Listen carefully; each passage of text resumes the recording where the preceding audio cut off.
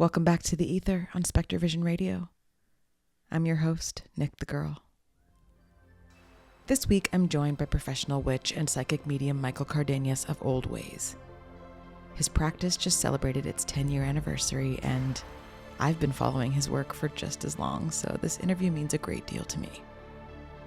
Our conversation felt effortless, so I won't take up too much time in the intro. This is Michael Cardenas of Olde Ways. There's so much I want to talk about, but first of all, I want to apologize because I'm super low energy. I just had like a massive psychic awakening last week. Oh, this is really great timing too, because maybe we could start off with, I know you do psychic mediumship and readings and things like this. When did that start for you? When was your kind of defining moment? Because I grew up very intuitive, and I started this podcast with a lot of experiences that I wanted to talk about, but nothing like what happened last week. Okay. So maybe we could get into what happened with you too, and maybe I can help in some way, because yeah, an absolutely. awakening is no joke. No, I'm fucked up. Yeah, everything is going to be new. It's learning everything from scratch again. You're literally, it's like this term of a rebirth. It truly is that. Yeah, I'm feeling it for sure. So Yeah. when did that happen for you? How old were you? I'd love to know about that. Yeah. The spiritual awakening for me happened kind of at a non-ideal time. It came through kind of from survival. So I was in I had a really dicey childhood, and there was a lot of danger around me. And so I awakened out of kind of necessity. I always had an attraction to, my family was super Catholic. I had an attraction just to Mother Mary, just to Guadalupe. Everything else like kind of frightened me. But I was very into that. And so I think maybe when I was like getting into junior high, I don't know how old you are when that happens, maybe 13 or 14 or something like that. Maybe younger, I don't know. But I was really young, and I was in a very dangerous situation, and I kind of called out to the goddess in her many different names that I knew it at the time. And I watched things just swiftly. The person that was involved, everyone involved, they got carried away like swiftly. Like they ran away at one point. It didn't make any sense. So it was like a witness to it. And I was like, this is real after that. So mix a little bit of trauma in there. And then, you Yeah. have this like spiritual awakening to, okay, this is real. And it made me feel like I could protect myself and protect my family. So I connected to it in that way, like out of necessity. So I feel like it was maybe spontaneous in that moment. And then afterwards, the navigating the world after that was very interesting. Yeah. I resonate a lot with a lot of that. I also came to this work through trauma and through my dad's death, and before that, just a really chaotic childhood. And it was my way of controlling my environment and controlling what I could control, and having that like personal sovereignty Hmm. when things were violent or chaotic. I'm turning 39 next month, so yeah, it was around like the early 90s. Like The Craft came out, and I was Uh-huh. like I know exactly what the fuck is going on here, and I tapped in then. But Yeah, we're in the same timeline. yeah. I'll be 40 in April, so happy early birthday to you. Yay. Oh, amazing. Are you an Aries? I'm a Taurus. I'm Taurus. almost an Aries, just Got you. that close. I behave like Aries sometimes, but yeah. I could see the Taurus though. Uh-huh. Um, so after that, navigating the world, moving through the world, realizing that you kind of were, a kind of a guardian of the gateway, or like Hmm. someone that could pass through realms or communicate with the other side. How did that look for you in your early youth? Yeah, that earlier than that, I'm glad you brought that up, because earlier than that, I was seeing spirits, I was seeing shadows, I was seeing dead relatives. Um, I didn't know what I was seeing. To me, it was terrifying. I would just get, it was kind of, I would get shell shocked. And there's a practice in Mexican curanderismo, to where they'll do like salvados, which are like massages to bring you back into your body. And my grandma took me to a healer named Hermana Catalina, and she was just this angel. And she would essentially do soul retrievals on me because I would get so freaked out by it. I wasn't the same. I wouldn't eat. I wouldn't sleep. I was off. So I was. They would help me to literally bring me back into my body. So that was another thing. That was kind of separate from that, but in the same way, it was very it was validated because my grandma was saying, this is real.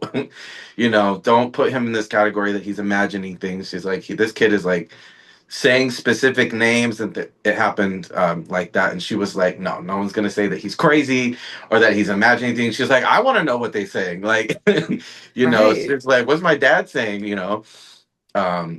it was little like vignettes in my life that would happen like that. And it was so, and then the next day no one talked about it. It was just like casual, like, oh, Michael sees ghosts sometimes. Don't call him crazy.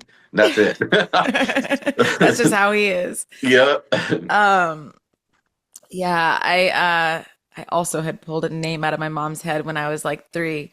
So none of this recent stuff surprises me, but it still takes time to land in the body. Hmm. Um, oh, look, man, a lot of what you're saying is so resonant with me. I deal with a lot of chronic pain. I used to be a dancer. I've got a lot of injuries.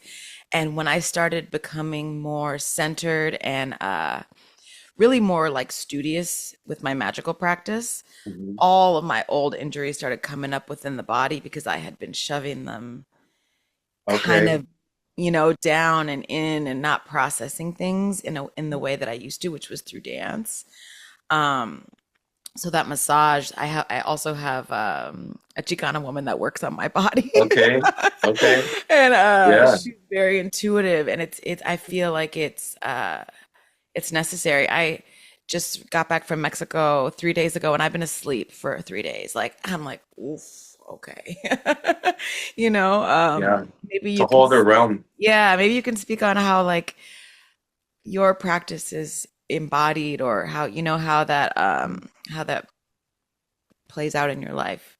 Yeah. That was a process of embracing my culture, Yeah. in a culture that tells you not to, and in the realm of witchcraft and in the realm of healing too. It's very colonized, so it takes you, further away until you are having, you're in this ritual with primarily white people, and Hmm. they're calling on, their Irish ancestors and their British ancestors and their Scandinavian ancestors. And I'm like, my ancestors from Trinidad, my ancestors from Mexico. Like, this doesn't make sense. So I had to search for what was right for me. And it was, it's the most obvious thing. It's always going to be right in front of you. And it's like, I need to connect with the ancestors. And so the ancestral practice took me to all the other practices that I had to hit. I Yeah. came out of like the British traditional and European witchcraft and landed directly to brujería. And it made the most sense to me because I saw it the most. I don't know why I was so distant from it. I think it was just the process or something, but I zoomed right back in, uncovered some things on my dad's side of the family.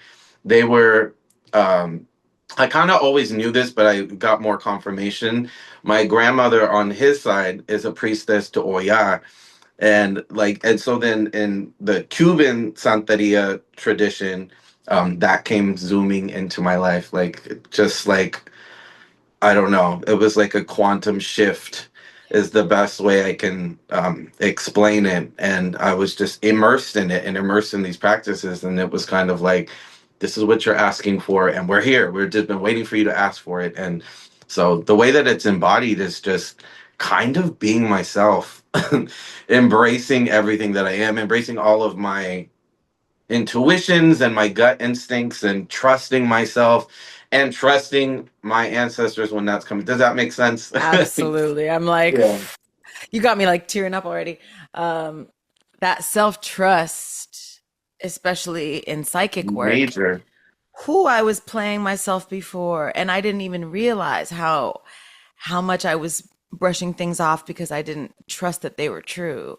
Mhm. And then I got to this retreat with I want to say 10 women of all different races and colors, but let's be real, it was It eight. wasn't. It was eight white women and me and a black girl from LA.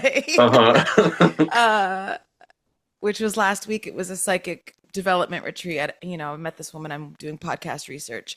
I read each and every single one of these people successfully because I was going with my first thought, not my second. Mm. And then I realized how many times in my life I have second guessed myself instead of going with that first gut feeling. And I'm like, oh my God, like this is way late in life to be realizing how many times I've played myself, Mhm. it takes discipline. And one of your threads really sticks out to me from this week was there's no low maintenance magic. There's no way to do this without fucking discipline. And Yeah. the discipline is what locks you in and what makes everything in your life easier, Mhm. for me. Maybe you could speak a little bit on that because I know it was recent. Yeah.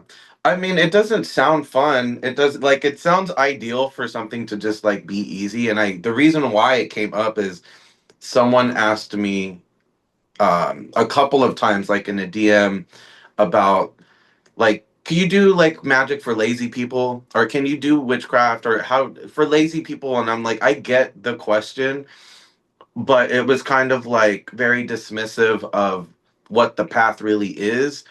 And also the other, I guess the dark side of the messages and the DMs and everything that I get about people really, really going through spiritual psychosis, going through psychic attack, going through spiritual burnout because it wasn't taken seriously.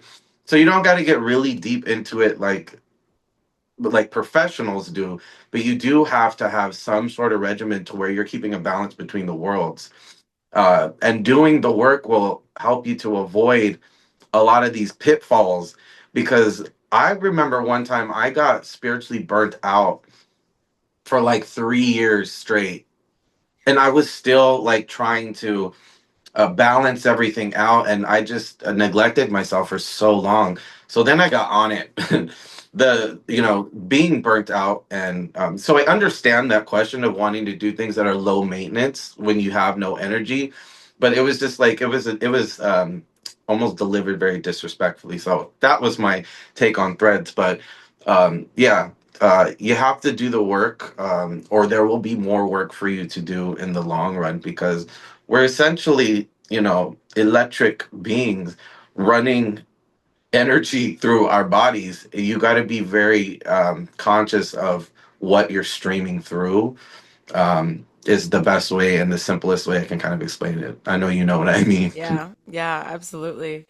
um I also want to feel like we're just powering through everything, but we're No, it sounds good. I'm Yeah. really just agreeing with everything you're saying. Mhm, How does it feel? I know in this space of magic and witchcraft, being a male presence in this space, and mhm, you know, I feel like every little girl has their witchy awakening when they're mhm, young, and I know yours happened when you were young as well, but it is rarer to see a male presence in this space. mhm, But so necessary. How do you feel about that? mhm. Yeah. Well, you also have to keep in mind that I'm gay. Yeah. So my presence in the feminine world has always been a thing. It's always been a thing. It's like it's not a foreign concept to me. It makes a lot of sense, like kind of being fluid between the worlds. The male world was terrifying as a kid. It's just immediately attack, attack, attack. It's a lot of insecurity, a lot of I don't know, war. It felt like war.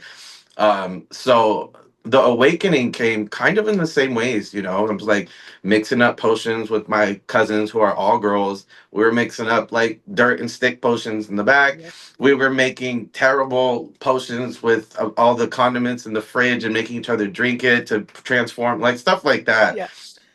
Talking to the moon, telling ghost stories, that sort of thing. It started really, really early. I actually got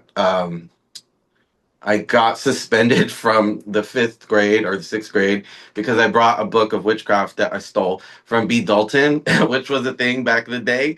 And I took it to school, and me and all of the girls that were I was friends with, we all went out into the field like at recess, and we all did this like ritual. We thought we were doing this ritual from this book, and everyone got really freaked out, and they like ran away and told their parents that I was a crazy witch. That was like showing them witchcraft, and they were scared that they were going to get, taken by the devil and things like that.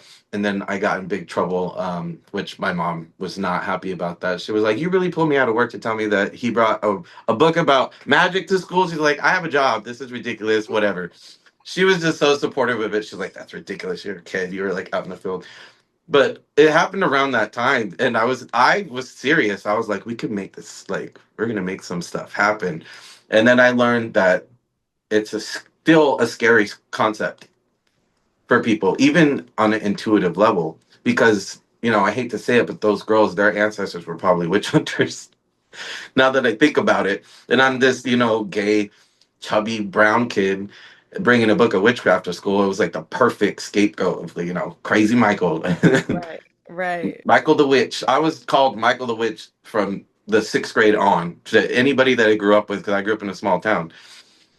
Well, look at you now.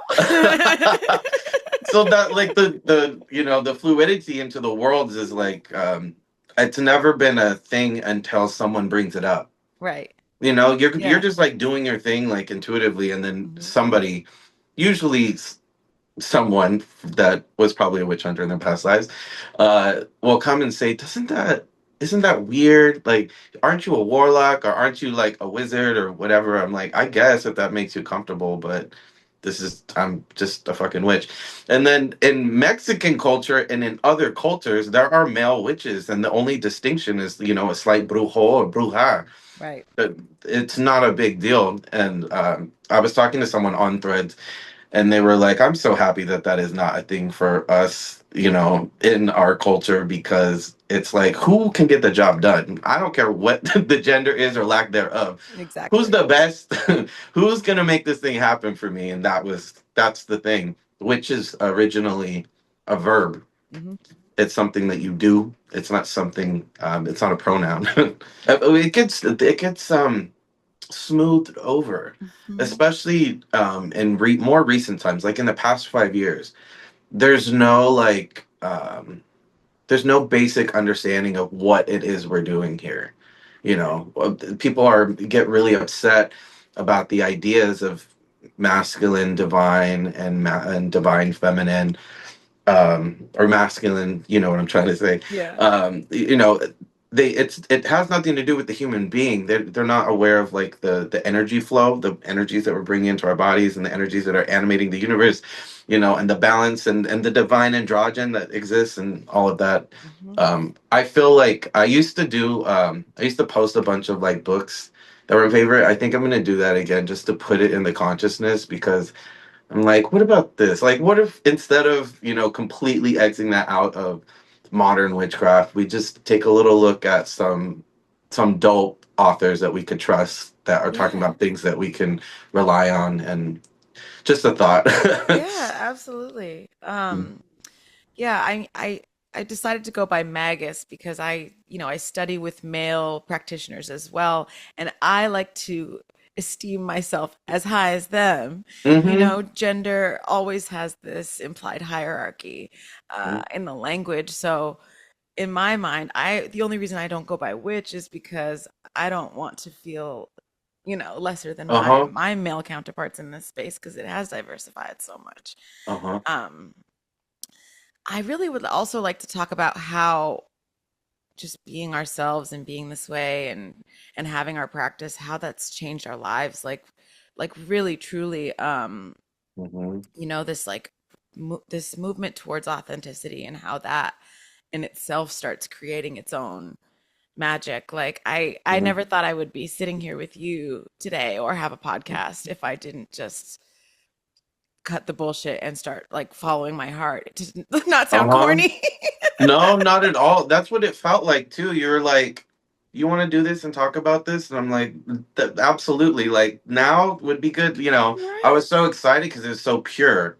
Because you are coming from that heart space, it was just cool, fluid, easy. Sometimes I get really nervous and I'm like sweating before, doing an interview or like being on a podcast, and I just did not. I was like cool, calm, collected, ready to talk to you. I felt your spirit before I entered the room. It was really great. But yeah, I feel you. I mean, my practice has changed my life. I feel as I'm getting older and I'm reaching this like pinnacle of 40, right? It's supposed to be a time of like attained wisdom, not gearing towards it, but like attain. Yeah. And I'm realizing that my practice keeps me from going crazy. It keeps my ass anchored down and keeps me like when things are extremely um chaotic.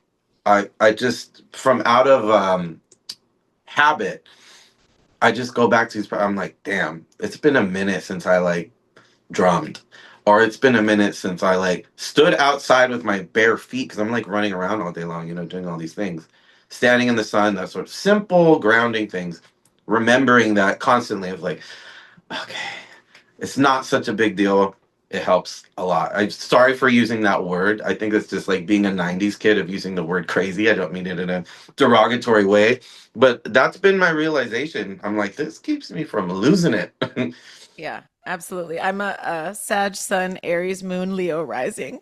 Ooh. I love me a Sag. I got Sag rising, and Aries, Mercury. I was talking. Somebody asked me about. They're like, "What are your Aries placements and like your fire placements?" And I was like going through it because I hadn't really paid attention to it in a minute. But one of my friends is a astrologer, and she was like, "Let me just do your chart again because I haven't had it done in a long time." Yeah, Marisa, from Mar on the Stars, she's dope. I will. But I'll shout yeah, her she out. she was like, "What's up with all that fire that you got?" I felt it too. And that is our work too. Like, especially as Sag, it's that temperance, it's that balance. And I didn't find that till my mid 30s, until after my father died. Like, I was Um, wild. I was running around, unchecked for far too long. So yeah, like I really can't speak enough to that discipline and how much it really helps ground your practice. mhm. Um, I love that you call yourself Magus. Yeah, I really love it too. And I only accepted that as a title this past 2 years as well, Mhm. I I also think that there's like some arrogance with this stuff. Um, and Yeah. I think I want, right? Yeah, because I think it's because everyone is so smart in the space. The Yes. ones that are We're all doing it the old school philosophers. way, philosophers, like they know the secrets of the universe. There's a little bit of arrogance that comes with it. A little, right? And I really like to come, and maybe it's my 5 planets in Sag, but I'm so curious. I want to just learn about everybody else's experience. I want to connect us further, like Mhm. magic is not even one monolith. Like you said, you gravitated towards brujería. You could have gone Mhm. towards your Caribbean lineage. I Mhm. I practice high magic. My mother, her ancestors are from Prague. My dad's family's from Jamaica. I'm Oh, okay. I'm like still connecting with Uh-huh. that later in life. It's like we're always learning, and we can't hold ourselves to previous versions of ourselves anymore. Like things are Oof. changing rapidly, and we are like I mean, me as a triple fire as well, I'm like changing rapidly. So I think that there's maybe like a return to like actual study and like gathering and talking about Mhm. this stuff that will be more helpful than just um stealing each other's posts and Yeah. regurgitating them. Yeah. Yeah, there's a lot of that. It's And I'll never stay quiet about it. I don't know how to do that. I have Mercury in Aries. I'll always say it, especially if I continue to say it. And you catch me on the wrong day, it's gonna be a whole thing. You know, I always laugh when people bring up threads to that point because I go on there and I forget that I even like vented on there, and I come back and sometimes there's a war.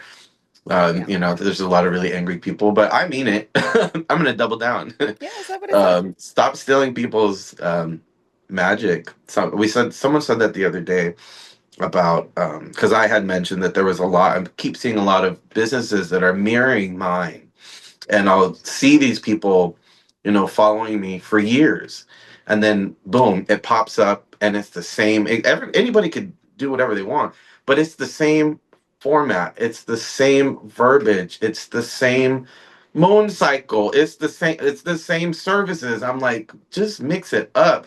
There's a lot of really unique, powerful, amazing, inspiring workers on here, and it's because they are 1,000% invested in themselves and what they got going on.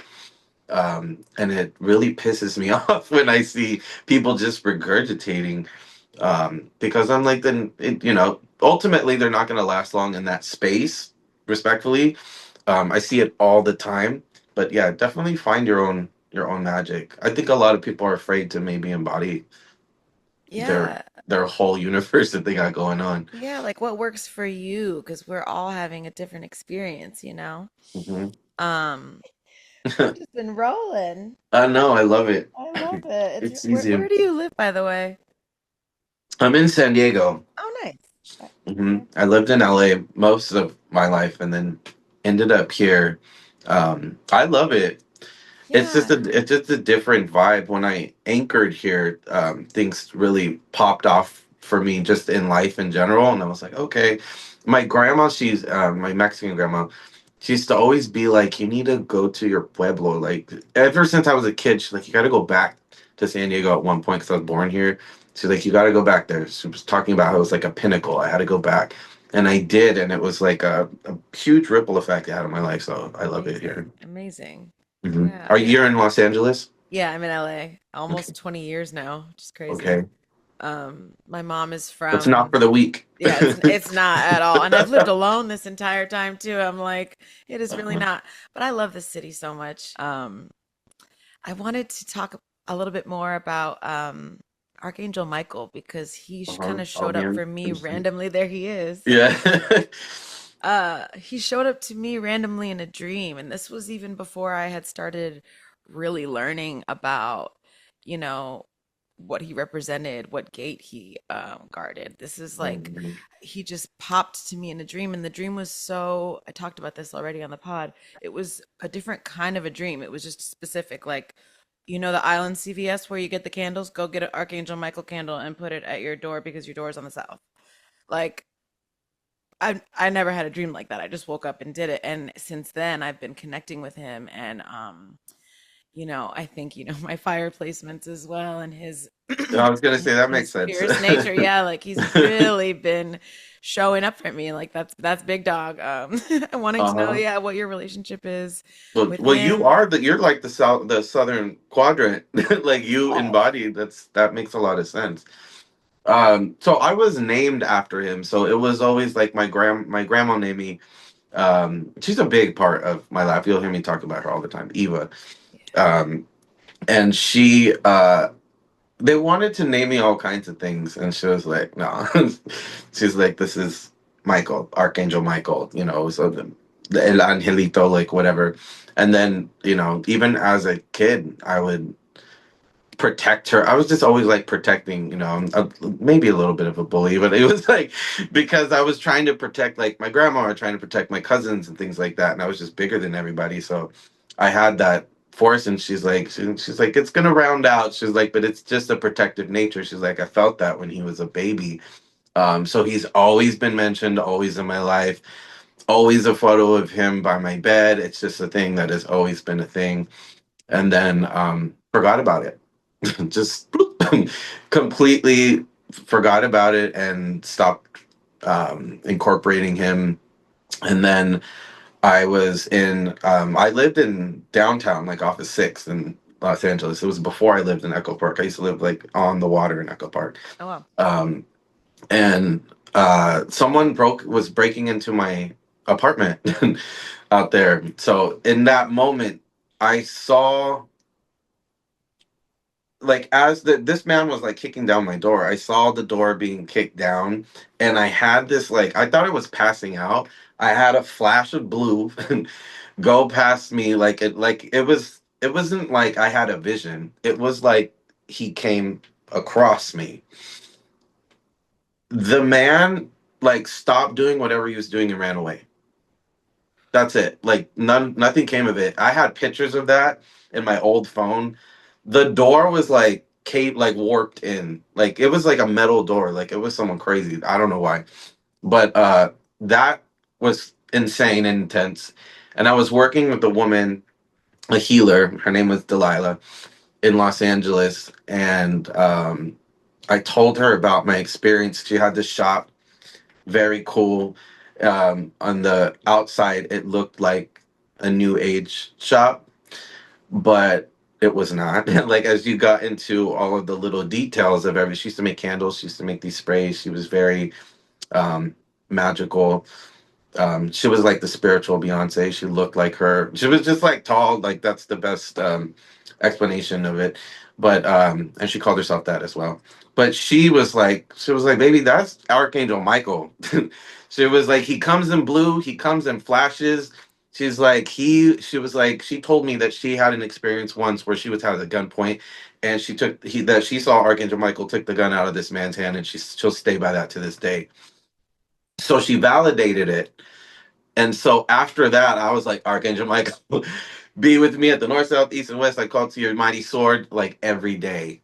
That was I don't learn things easy. I'm learning now. Yeah. Like, looking back at it's always something really insane, but I'll never forget it and I'll never stop doing it. I'm like Um, flabbergasted right now because I too have a break-in story that oh I've no. always, it's so funny. Like, I thought that it was a ghost because I was staying in this very old house that was like a very liminal space. It was people's in and out of there all the time. And I was staying on the main level, and I heard 2 feet fall from the roof, like as if somebody was holding on to something on the roof, just 2 feet land like on the ground at the same time. And I was like, ugh. And I just got up and went pee and was like, okay, Oh like no. whatever. Yeah. Yeah. It was right after my dad died. So I was like depressed, like checked out, you know? And I'm sitting on the bed there and I'm scrolling my phone. I'm like scrolling Twitter or something. And someone comes to the door to break into the house. And I was so depressed that, like, in my mind, I'm like, what are you gonna do? Like, murder me? Like, Yeah. so I just was like, looked at this person and gave them like absolutely none of my energy. And I don't know why I wasn't scared, but they just left. This was Yeah. long before Archangel Michael stuff started Leaving happening is in my life. crazy. If you Leaving think is about the effort that they were putting in to try and break in, it's the you're just gonna leave. Okay. just because I literally went like this. Yeah. So yeah, there's moments The now that nonchalant vanishing. yeah. Please go the fuck somewhere. It worked. It worked. Yeah, God, he's so special. So special. And I think I saw that we both made a correlation with D'Angelo and his name. It was The angel. He was an angel. D'Angelo Michael Archer. You know, it's like it's all there. He really Um, was an angel. he really was. God, and that was the last time we had rain in LA was the day that he died. It's just an etheric quality to him. Yeah. Period. And was very, very invested in ancestral practices, very openly in a lot of the iconography. So yeah, I definitely see that correlation. Right? It's beautiful. Yeah. It makes me sad, but it also makes me happy, that he was ever a part of this matrix. Totally, totally. I went and I took a dance class to send it on. It's just she happened to be teaching that combo anyway, this choreographer that I've been following for years. And again, it's like when you said returning to drumming or like returning to what we were supposed to do, like that energy, letting that move through, like knowing that that's my channel, has helped me move energy in my life. It's like we just got to tap into what, again, like what works for us. Mhm. Um, And I think that's going to be different at different times. I feel like I had a lot to prove to, like, I just felt like I always had something to prove just early in my development. And then when I turned it into a profession, like officially, I'm going to do this, and I felt confident in doing it. I felt like I always had to challenge myself to learn new things and to not do things the same way and to diversify and all of that. And all of it brought me right back to all of the basics that are just going to be with me forever. So I think it's cool to be experimental with it, and then to also just accept the fact that we're creatures of habit and we're going to do whatever works best. And sometimes it's really much easier than we're trying to make it. yeah. The path of least resistance for sure. But yeah. I've been saying that all week. Okay. Um, I want to ask also about your custom spell work. You Hmm. know, I've never done spells on someone else's behalf. My friend has come to you several times and for spell Okay. work, and she's had amazing success and great results. I should get her to do some testimonial for you. Um, Would love that. yeah, Mhm. how do you set up for that practice? How do I'm really myself, Yeah. like I'm super curious about your process Mhm. there. It came from so early on in my, I guess, my practice. This goes back to the worker that I was, or the healer that I was working with in LA. I started out in the healing realm. I started out learning energy healing. She called herself a galactic priestess. This is like way before the wave of all this stuff was happening, and I believed her. But she grew up in Haitian voodoo, and she had an affinity for Reiki, and she had an affinity for pranic healing. She really was like a master, and I learned from her. Um, and that was how I started out. So when I started working with people one on one, it was in healing sessions, energetic healing, entity releases, doing like really deep, shamanic work, being trained in that. Um, and then it kind of would expand to people being like, can we do this in like a group level? And so I'd go to people's houses, and facilitate a group healing the way that I was taught to do it. And basically, what I was doing was like anchoring it to everyone individually, but eventually everyone created like a unified field. And that was what I would tap into to facilitate the healing. And it made me even more, I think it was even more powerful because I couldn't be attached to anything, to any Yeah. outcome or to any one person. It was like, God, goddess of all that is, come through and give everyone what they need. So in the unified field, everything goes out into everyone, giving them what they need. I run the group services like that, to where I'm taking everybody's names. And this is even on a distant level. So it gets even more, you're really in an etheric space at that point. It's all astral. Um, Calling everyone into the space, creating the unified field, tapping into everyone individually, tapping into everyone as a whole. And then I have options for people that don't want to be a part of the unified field, and they do it kind of. I'm using this terminology. I use a different terminology when when I'm offering the services, just because people will think I'm nuts, even crazier. Hmm. Um, I but understand. that you could see it though. I could tell that you could see it. That's essentially what's going on, because I get that question all the time. They're like, "How?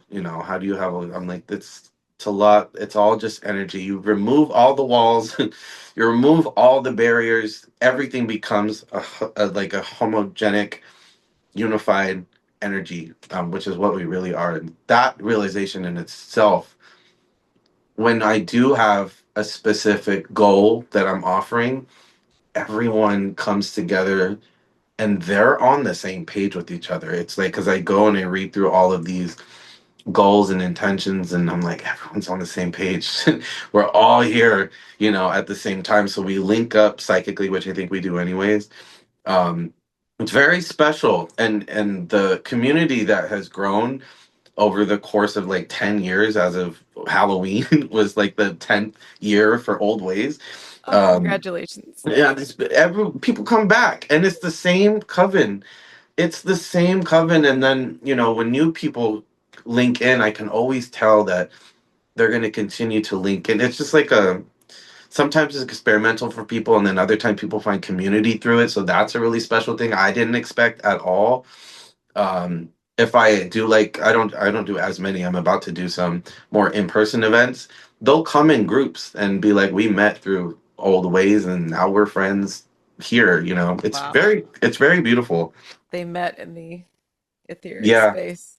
really, really, they really do. Everyone mingles, and they don't want to Wild. leave too. I'll create this space and I'm like clearing it out for like at least 45 minutes to an hour afterwards. I'm ringing bells and I'm like, you gotta go home. Mhm. Oh, I love it. I'd love to come to one of your in-person events. I mean, I follow you, so I'll be Yeah, I'll let you even know. though It'll be you're LA first for sure. oh, awesome, awesome, awesome. I didn't get to do a Halloween special because I was just going with my episodes every week. Hmm. So I wanted to ask you if, what your kind of relationship is with the paranormal or the spirit Hmm. world, or, if you want to share any specific experiences. I'm sure that I mean, I carry spooky season all the way until my birthday in December. So like I'm like Christmas is spooky to me. So Yeah, as you let's keep should. it There's so going. many ghost stories around that time. Yeah, Literally, the Christmas Carol is like a one long ghost story, and culturally, there's a lot of spooky things that are going on. I tell people all the time, you think the gate is gonna open, just like I'm creating a space for healing, and people, their energy just won't leave. Not in a bad way. I don't mind it, but it's like people get comfortable in the space. You think the gates are opening to every spirit in the world, and they're not gonna leave. It's gonna take a couple months. I yeah. always think of it that way. And I think technically February 1st is supposed to be the closing of that gate. Um, who knows? But the paranormal experience came from tapping into the spiritual realm. A very innocent, um, I guess, uh, just trying to tap into yourself, to the universe, and connect with Archangel Michael and connect with the goddess. You will encounter other spirits. And I feel like people think that I'm maybe like fear mongering, but it just comes from experience where I'm like, I've come face to face with some nasty spirits, entities that I couldn't get off of me, that I had to go to a more experienced practitioner that would drill it into me that this is not a game and it's not a joke. So it kind of happened by accident, like oopsie. I didn't realize that I should have been more strong, with my boundaries and with my psychic protection and shielding and all of that. So I would encounter things. Typically, it would be, I've encountered a lot of siphoning spirits or like vampiric spirits. I would get really sick. I would get um, just off myself. I would go into weird, um, self-destructive modes early on, and they were almost. I always felt like they were trying to take away my personal responsibility for that. I'm like, I'm just chaotic, and they're like, yes, but this isn't helping. Your need for like chaos and being rebellious and rebelling against all the shit is becoming worse because you went to the bar and you picked up this nasty spirit that's on you because your defenses are completely down. Yeah. So sometimes you'll encounter the paranormal because you went out and blacked out at the bar where Yeah. everyone else is blacked out, and these vampiric energies are just feeding off of you. Um, That's one thing. That's, you don't even got to be on the spiritual realm for that. You can just go out. You go to the club. You got to be really careful about that. They call it spirits for a reason. Literally. Yeah. Yeah. But when I started working in the mediumship realm professionally, and it always just happened. It would happen like once or twice because it was requested, and then it would turn into me doing it for like a group of 50 people, and then it becomes a thing. Spirit is always leading me to like, all right, this is the next thing we're doing, and I'm like, okay, I guess we're doing this now. Just not saying no, and being open to it. That led me into a whole lot of paranormal stuff because I would typically do house calls and do house sessions, and I don't know what it is that I can feel it from like outside of some people's houses, but people that have never cleansed their home or they don't believe in it, it is thick. And I'm like, how do you not? I'm like, does this and this and this happen? Do you have things like falling off the walls? Do you have constant sickness in this house? Do you always have like plumbing issues and all these things? And they're like, yep, yep, yep, yep. I'm like, how did you not think that this is not normal? They're like, I don't know, just thought it was like an old house. I'm like, it's not that old. Yeah, it's you like a know, body that's sick. yeah. I think all of the major, really scary paranormal stuff happened going into people's homes. Mediumship sessions and then space clearings. Even in businesses, a bunch of warehouse businesses in LA, when people started buying out all of the warehouses and turning them to lofts and things like that, there were times where their equipment wouldn't work. They couldn't like do the construction they needed to do, or people would get hurt a lot. There was a space where like 3 men had died, so they brought me in to clear it out, and I'm like, you're gonna have to demolish this whole thing. We got to do a land clearing. We got to. It goes. Sometimes it goes way back. You shouldn't be here in the first place. Period. Yeah, Yeah. yeah. A lot of those encounters, always masculine feeling energies. They're very. There's not really a gender to them, but angry, and they want to get a rise out of you so that they can siphon off this energy. It always goes back to this idea of this vampire. But yeah, I encountered a lot of that. And then entity removal. There are whole, sometimes ancestral entities that are born into people or into a family. Um, Sometimes there's demons, a specific demon that will follow families, and it's up to you to like break that. I've encountered those sort of things. The list goes on. Yeah.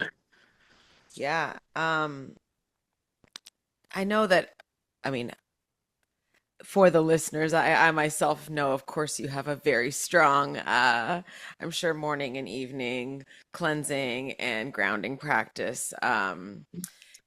You don't have to tell us what it is, but Mhm. maybe just Yeah. for the listener, I can't tell you how many of my friends I've redundantly said, cleanse and ground yourself, cleanse and ground yourself, cleansing, and they don't listen to Yeah. me. They're like, okay, hippie. Yeah. Maybe they will listen to you. Well, it's like if you're aware of energy at all, even if it's just like you're not tapping into spirit, you're not doing any of this, you're just aware of energy and all that. Energy gets dusty. So every day, without fail, uh, it's kind of automatic for me. I'll go and I'll light something up. I'll go and I'll light up dragon's blood, copal, frankincense. If I don't feel like lighting up a charcoal and doing all of that, I'll light up, a resin incense or a wood-based incense, not the drugstore incense, not the liquor store incense, not the smell good incense. That's for different purposes. The ones with real resins and real woods, like Fred Souls, I think. I don't want to say name brands or anything like that, but he is the shit. He's old school. Burn something every single day. That is number one. I used to do it morning and night. Um, but I do that in the morning by myself when I have the space to myself. But my boyfriend lives here, and I suffocate him at night with, I'm like, no worries, baby. I just gotta like burn this copal, no big deal. And he's like, I'm gonna have an asthma attack. So, I do that less unless it's absolutely necessary. The alternative to that is to make yourself an infusion with like herbs like rosemary, hyssop, lavender. Those three are incredible. You just boil them up with a gallon of water, and you essentially have this etheric cleansing spray. You can add, like a tablespoon of salt to it. It'll preserve it. And you spray it all around the house. You could do that using the element of water to start your day. But something, just do something. And I think people get stuck in, I was told I needed to do this, and God, I really have to do this, but I really don't want to light shit on fire right now. Just do something. I had a client that I thought it was brilliant. She went around like clapping in like all of these different like spots. And I was like, okay, that works for people. I've had people on the Trinidadian side of my family that would go around the house and cuss out. If they felt like there was a spirit, there was a tradition of cussing them out of the house. Like literally going around and being like, get the fuck out of my house, like all the way out to the street. That was a thing too. So it's something that's gonna make sense to you. It's gonna make sense to you culturally. It's gonna make sense to your lifestyle. But just do something every day if you're in this realm. Um, you can even get, so if you're like a bath person like me, you could, make these baths ahead of time with herbs, or you could take salt baths. But one thing that's constantly slept on is a salt scrub. You can make yourself a salt scrub, get it onto your body. It will cleanse your aura. It is the quickest way to cleanse yourself of negativity. Yeah. Yeah. Amazing. Mm. Maybe that will help Girly in the DMs. Yeah, yeah, yeah. It's just got to be something. I think Yeah. people want this like grand ritual. It's like, you're not going to do that every day. Yeah. I'm not. I don't got time. Yeah. There's other things I have to do besides my work, and I'm not going to go through this long ritual every day. So it's got to be something that is going to become like a lovely experience ritual for yourself every day. Totally. Yeah. Before we close out, I just want to Mhm. ask you, like, how do you see your work shifting? What do you see for the future? Just Where do you hope to go? Like, just like throw some things out there so that maybe, some dreams, some manifestations. Where do you see yourself going with you're so LinkedIn. You're so on it. That is no, seriously. That I'm like, the new Aeon, like this is where we're going next. Is uh more teaching, more classes, more hopefully doing them in person more. Just finding the right spaces to do it is a big thing. Um that has been like spirit's big, assignment for me, is like, what about that? You enjoy that, people enjoy it. Where is that? Like, sit your ass down and do it. So the problem was, I was creating all these things. Um, I let a few bad experiences muddy that. And I was like, I'm never doing it again. Forget it. I'm never gonna do it again. It was too much drama, blah blah. So over like this year, actually, little by little, I kind of have been fixing those things and smoothing them out and finding a way to streamline these classes to get them to people in a way that was not stressful for anybody involved. And this last round, and we it just wrapped up doing the psychic protection and spirit guides 101.